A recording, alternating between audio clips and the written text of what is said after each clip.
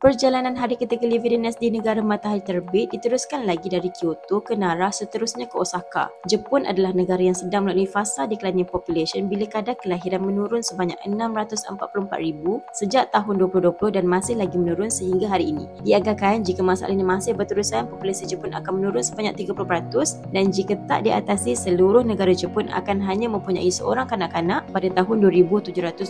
Selain masalah kadar kelahiran, Jepun juga mempunyai masalah terlalu ramai warga emas yang berusia lebih 65 tahun seramai 28%. Dalam episod kali ini, pengalaman paling buruk dekat Nara Park, Japan.